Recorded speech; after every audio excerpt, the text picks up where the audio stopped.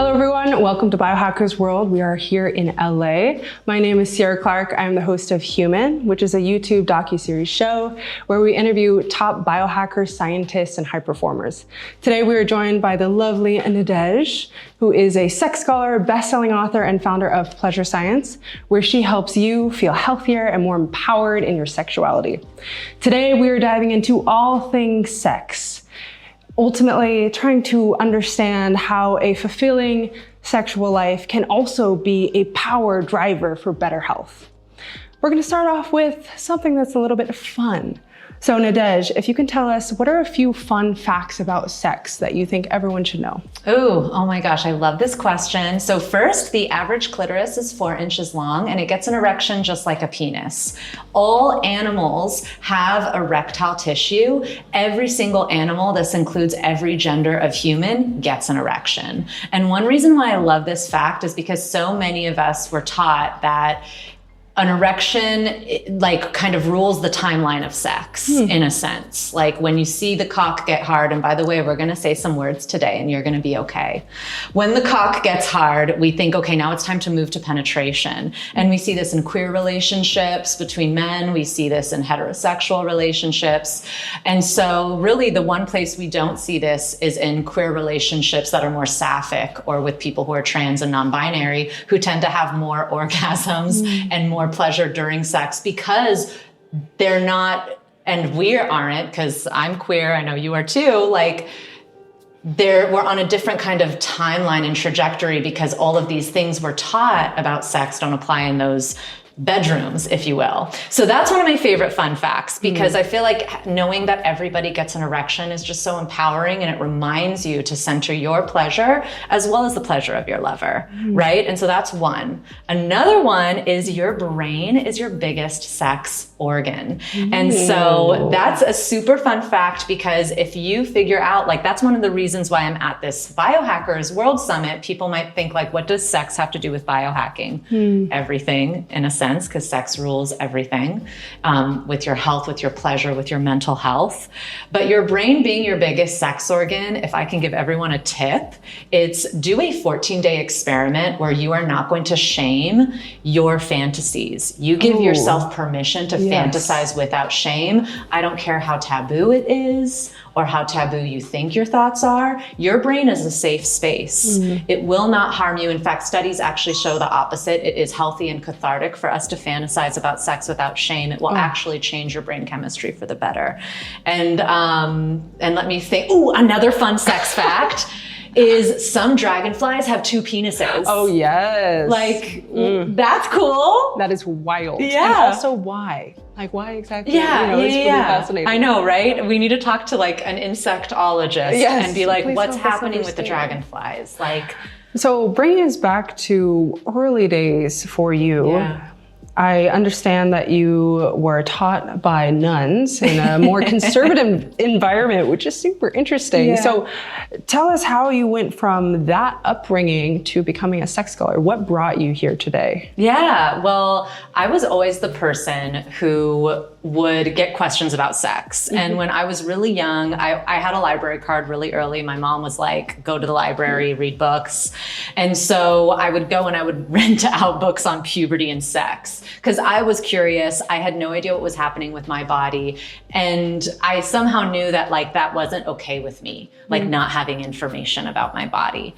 And so then I would go to school and people would be like, oh, my vagina's sweating. And I'd be like, I could tell you why that is. And I'm just like this plucky 12-year-old, you know? I love it. And so that's sort of where it began. And then I was taught by nuns. I went to a Catholic high school. And then I also grew up in a conservative Jewish community. My household, I was actually raised by artists. And so I also think that helped where on the one end, I went to a Catholic high school. I was taught by nuns. My sex ed training was don't have sex. It was literally Mean Girls. You'll get chlamydia and die. And here are the worst photos you could ever imagine of what'll happen to your body, which is usually what never happens to your body. And I always wanted to write books actually, but I thought I wanted to write books on like dragons and fairies and witches, which I still do behind, like for myself. Yes. But I went to UC Berkeley to be an English major and then realized they had gender women's studies and sexology as a department. And I was like, wait a minute, I have always been the sex person. I have always found information about this. And I've always been the person that people go to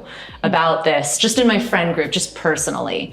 Right. And so I changed everything. I changed my major to sex at Berkeley. I started studying it, and here we are. You know, I never left. Fantastic. And we're so lucky to have you in this space. Honestly, this kind of information is really important and touches all of our lives. Yeah. So speaking about sexual wellness and health, that connection is not necessarily obvious. So what is that connection between sexual wellness and leading a healthier life? Yeah, well, you know, we can really start with relationships. If we look at every psychological study we could find, we see that relationships are some of the most important aspects of our health.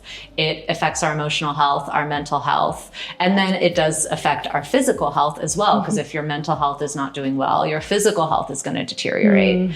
And then sex comes in as this way that we create a psychic love bond connection with other people. And you can do that. Casual sex can create it, and so can long-term sex or long-term relationship sex. But when we think of how sex influences our health, one, relationships, it also increases our self-esteem. I think casual sex is so healthy because it can boost your self-esteem and it can remind you like, hey, you still got it.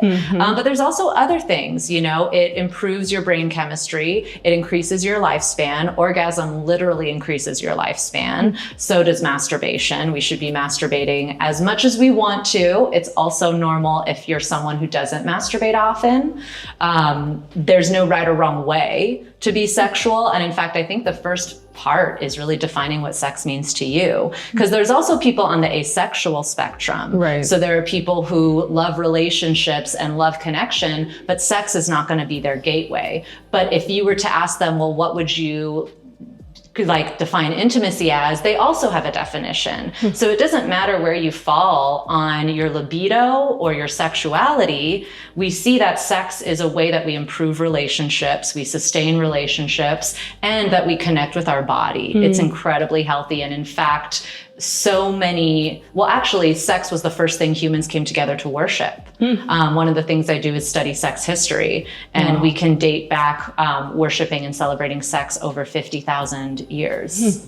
So many biohackers were very focused on the nutrition, the exercise, all of these like very visible components. And sex oftentimes isn't the first thing that we think about biohacking, so to speak. But why is it important to prioritize sexual health? And is there a way that we could biohack it, so to speak, if it's not going so well? Yeah, you can absolutely biohack sex, 100%.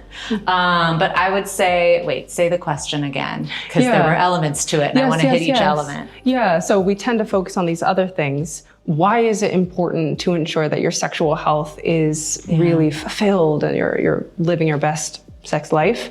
And also, is there a way to biohack it? Yeah. And so a way to ensure that you're living your best sex life, one is getting tested regularly. I like to get tested for STIs every 6 months. If I'm in a long-term monogamous relationship, maybe once a year. And it's so interesting that like a lot of folks, we don't get tested. We've almost normalized not getting tested. And that's the first step with our sexual health. And whatever results you get, there's nothing wrong with it. It's all okay, you know? And in fact, I find a lot of times we don't get tested because we're maybe afraid we'll get news we don't want. But listen, one of my greatest friends is a herpes advocate, and she says getting herpes was the greatest thing that ever happened to her. Because one, it made her very mindful of her health, and two, it created a great buffer for people who were not sexually mature.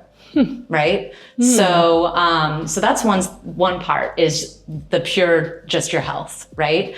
But the other element that is really important with sexual health and biohacking sex is really what it does for our self-esteem and for our brain and for our intimacy and relationships. Like these are all the things to think about. And so when we think about biohacking, you're right, it's often these like more tangible things. But with biohacking sex, it's about scheduling sex with your lover, especially if you're in and this doesn't mean that you no longer have spontaneous sex. It means that you two are committing to your intimacy, and you know that even if the kids are crazy or work is crazy or whatever, you know that on Friday night you have intimacy time scheduled. You have that time. That's really important. So that's one simple way to biohack sex. Another simple way is to make masturbation something that is more about your self-pleasure, and that is also a priority. You do not need to be in a relationship to biohack your sex life or improve your sex life. And masturbation is also not cheating. It's really important for your health. And it's especially important for confidence and sexual confidence because we have 100% control over solo pleasure. Right. We can explore our body, understand ourselves. We can give ourselves erotic nourishment, which is really important. And it also helps our brain. And one reason why masturbation can improve your self-esteem is you're no longer living in this reality where in order to have sex, I must rely on someone else. In order to improve this area, I must rely on someone else. Like, what if you're single and shy? And then you're thinking like, oh, well, I can't improve my sex life. I never meet anybody, right? And so masturbation is so important. And then we can go into those are like simple entry-level holistic. And then there's different supplements you can take. There's different experts on like helping with orgasm is something that happens with your muscles, sexual arousal, erection. These are all muscle functions. So when we're thinking of biohacking, are the supplements you're taking helping with your muscles? That can be a really good... Are there a couple of supplements that you recommend to people if they're needing some support? Yeah, I love the 20. The 20 is it was created by a sexologist named Susan Bratton.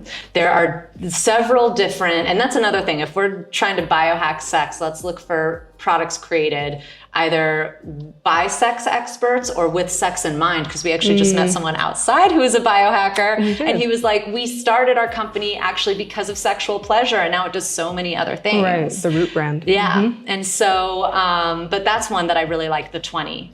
I think it's just the 20.com. They have several different supplements and they're each a little designed for different things. So you can kind of see what your needs are. But yeah. And then top 3 tips. Like if someone is feeling like, oh, my sexual life is not on point, it's not where I'd like it to be. What are your top 3 tips for that person? So my first tip would be to know your flirt style. Most of us think that we can't flirt because we don't know how we flirt. And in mainstream media, we're only shown 2 examples of what flirting is supposed to look like. And it's the confident type going after the mysterious type, right? The second I say that, you don't even know the flirt styles, but you know what I'm talking about. And so if you want to know your flirt style, go to pleasurescience.com, take my flirt quiz. So that way you can know what your flirt style is. That's instantly going to change the way you show up because you now know how you connect with other people. And you know the best places to set yourself up for success. I'd say another tip is make talking about sex with your lover, whether it's casual or long-term, something you do regularly. And there's some tips that go along with that. You know, one tip is try not to talk about sex where you have sex. This can confuse the purpose and meaning of the conversation. Like if we just woke up and I'm like, babe, let's talk about sex, my partner might be like, okay, so does Nadege want to have sex after this? I see. I'm probably going into this, I'm anxious, I'm nervous, we're going to talk about some stuff. I'm not interested in having sex. I just want to talk about this. So it's good to have those conversations in places where you don't have sex. It's also great to initiate it, maybe if you're on a hike or walking a dog, or even if you're driving in a car. And the reason is you don't have to make eye contact with your lover the whole time. That actually soothes your nervous system. Interesting. But using these little hacks to talk about sex, there are over 48 studies that show that sexual communication, sorry, I totally had an ADD moment. No. There are over 48 studies that show that sexual communication improves erectile dysfunction, vaginal wetness, longevity in relationships, orgasms. So sexual communication is a big place to start. And I don't care if it's casual, talk about it.